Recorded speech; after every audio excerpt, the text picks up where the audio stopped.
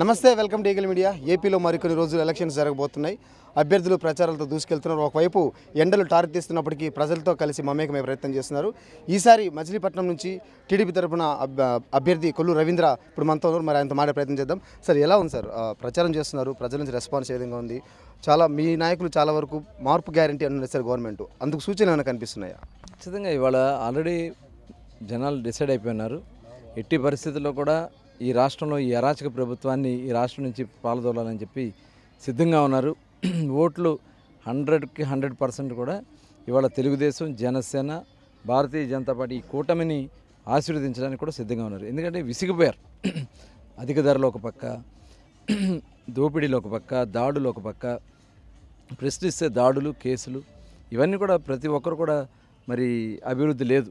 ఇవాళ చిన్న చిన్న పనులు కూడా డ్రైన్లు కానీ రోడ్లు కానీ కనీసం ప్యాచ్ వర్క్ కూడా చేసే పరిస్థితిలో ఇవాళ ఈ ప్రభుత్వం లేదు. అలాగే రైతాంగం అయితే పూర్తిగా అసలు ఎందుకు వ్యవసాయం చేస్తామా ఈ ప్రభుత్వాన్ని రైతులందరూ కూడా చాలా నిరాశ నిస్పృహలతో ఉన్నారు. ఆడబిడ్డలు, యువత ఉద్యోగాలు లేక యువత అంతా కూడా నిర్వీర్యం అయిపోతూ ఉన్నారు. ఒక పక్క చూస్తే డ్రగ్స్, ఒక పక్క చూస్తే గంజాయి, ఒక పక్క చూస్తే జీ బ్రాండ్స్తో మందు వచ్చి చిన్న వయసులోనే మరి చాలామంది చనిపోతున్నారు. ఇళ్ళకి వెళ్తూ ఉంటే కొన్ని చోట్ల వితంతువులు కనబడుతూ ఉన్నారు చిన్న వయసులోనే. ఇవన్నిటికీ గల కారణం ఈ ప్రభుత్వం దోపిడీ విధానాల వల్లే ఇవాళ ఈ రాష్ట్రం అన్ని రకాలుగా కూడా నష్టపోయింది. ఖచ్చితంగా ఇవాళ తెలుగుదేశం, జనసేన, భారతీయ జనతా పార్టీ కూటమిని ఆశీర్వదించడానికి ప్రజలు సిద్ధంగా ఉన్నారు. సార్, మీరు ప్రజలకు వెళ్లే ముందు ఖచ్చితంగా వాళ్ళు కొన్ని స్పష్టమైన హామీలు ఇస్తుంటారు. సో ఈసారి ఏ హామీలతో ప్రజల దగ్గరికి వెళ్తున్నారు? వాళ్ళ దగ్గర నుంచి రెస్పాన్స్ ఎలా ఉంది? ఇవాళ రాష్ట్ర ప్రభుత్వం మేము ప్రభుత్వం ఏర్పాటైన తర్వాత ఇచ్చే ఆల్రెడీ సూపర్ 6 ప్రోగ్రాం ఉంది. సూపర్ 6 ప్రోగ్రాంతో పాటు మచిలీపట్నానికి గతంలో 2014 నుంచి 19 కానీ గతంలో తెలుగుదేశం పార్టీ ఎప్పుడు అధికారంలో ఉన్నా అప్పుడు మాత్రమే మచిలీపట్నానికి అభివృద్ధి జరిగింది. మరి గవర్నమెంట్ హాస్పిటల్ నిర్మాణం చేసిన, అలాగే వాటర్ స్కీమ్స్ తీసుకొచ్చిన, ఇవాళ అనేక కార్యక్రమాలు, కేంద్రీయ విద్యాలయం కానీ, ఫిషింగ్ హార్బర్ కానీ, ఇవన్నీ కూడా తెలుగుదేశం టైంలోనే బందర్ డెవలప్ అయింది.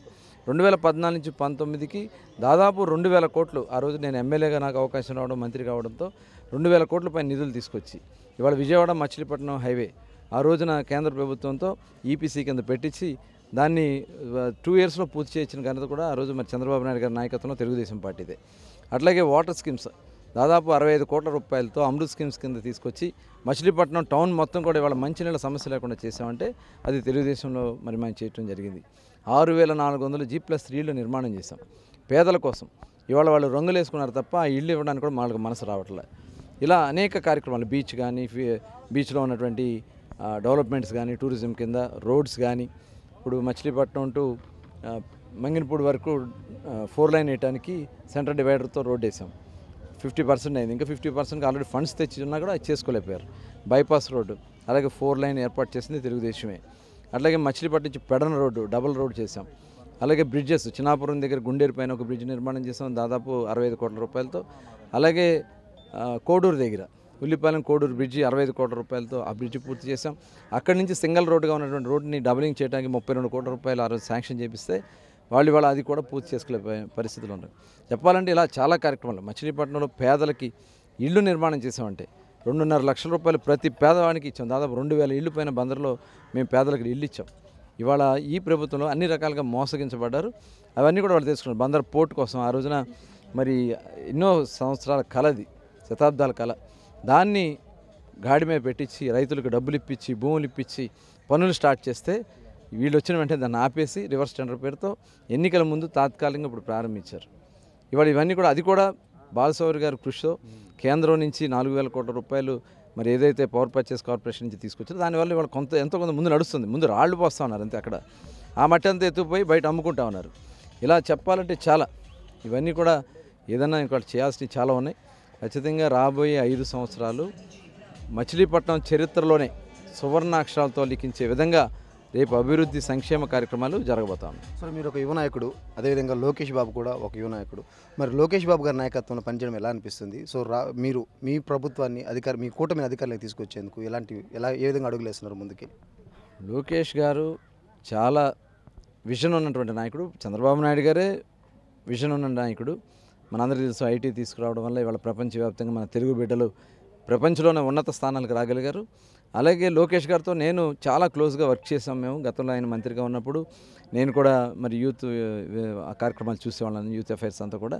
అప్పుడు నిరుద్యోగ భృతికి సంబంధించినటువంటి దాని మీద మేము ఇద్దరం వర్క్ చేయడం జరిగింది. చాలా విజన్ ఉన్నది, చాలా అతనికి టెక్నాలజీ ఐడియాస్ ఉన్నవి. రేపు రాబోయే కాలంలో ఈ రాష్ట్రానికి ఏం చేస్తే యువతకి అగ్రస్థానం నిలిపే అవకాశాలు ఉంటుందో అన్నీ కూడా ఆయనకి ఆలోచన ఉన్నాయి. ఆ రోజున పంచాయతీరాజ్ శాఖ మంత్రిగా మరి ఏ రకంగా ప్రతి గ్రామంలో కూడా నీళ్లకు ఇబ్బంది లేకుండా చేసే కార్యక్రమం చేస్తాం. ఇంటింటికి పంపుకోవాలని కూడా ఆ రోజు ప్రయత్నం చేశాం. కానీ ఈలోపు ఈ ప్రభుత్వం వచ్చిన తర్వాత అయిపోయింది.